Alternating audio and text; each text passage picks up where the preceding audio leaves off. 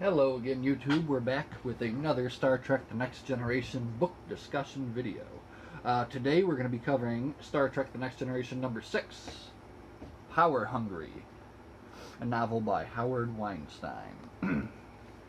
Power Hungry. From the front, Commander Riker and the Enterprise crew struggle to help a Federation ally regain control of their lives and their world. Sent to deliver emergency famine relief to the planet Ethiopia, the Federation's only allies in a critically important sector of space, the crew finds a brutal dictatorship, one more concerned with preserving its own powers than protecting its citizens, or the world they all share. Captain Picard is hesitant about turning over the supplies to the corrupt government. He fears they may never reach their intended destination. But can he convince the ruling council to change their ways before it is too late for the government and Ethiopia itself? So the back gives a summary, but really isn't quite correct. So that's the gist of the story. The Enterprise is called in to basically bring relief aid to this planet, who's not a member of the Federation, but could possibly join in the future, and could be a good ally to them, but not as great as the back seems to make out here. This planet has traded with another alien race called the Nerians, and have basically kind of went too far too fast with their technology. They've overpolluted their planet, and they're in a famine at this point and are in a lot of trouble. So now they've rejected these Nerians and sent them away, and they're requesting help from the Federation. So in comes the Enterprise and Captain Picard.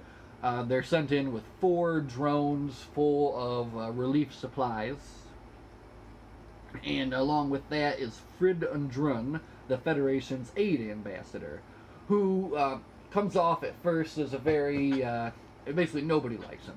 He's stubborn, and he just gets on everybody's nerves on the ship. But his character progression throughout the book, I think, was kind of one of the best parts, actually. So they're sent into Ethiopia, and they need to figure out exactly basically what is going on, what is the cause of this, and should the Federation, bring this aid to them, or would this be somehow violating, the Prime Directive and interfering with other cultures? So on their very first beam down to the planet, the place that they are going to store all these supplies there is bombed by this group called the Sojourners, who are against the government and their policies that have brought all this pollution. So immediately, they beam back up. The Enterprise now knows there's more going on here than what they're being told.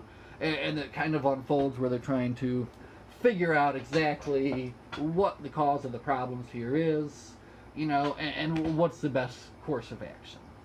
So, without getting into too much detail, Riker plays the biggest part in this, as he's kind of beamed down to the planet and takes a big part in it. And then the leaders on the planet are Ruhr Strauss, who's described as kind of fat and overbearing, and a person who kind of wants to be told what he wants to hear.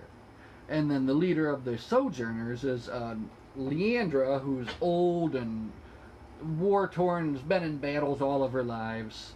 And the other character we're introduced to is Maury. And Maury is a young girl who is the daughter of Evane, who kind of started up this Sojourners movement. So those are the players there on the planet. And then, like I said, Riker plays the biggest part in interacting with these characters and everything. The other kind of side story they play is Commander Data meets up with the scientific minister there, who is Dr. Keat. And she has designed a weather control system which she thinks says will save the planet, and Data comes to find otherwise. So there's kind of that side story as well. They bring a little bit of action in with some phaser rifles and hover jets and battles of that nature, and it all kind of comes off in the end. Comes off well, but it comes off differently than you're kind of led up to expect. So I have to say, I really enjoyed it. I liked the twist at the end that they gave you. I liked the different way it went.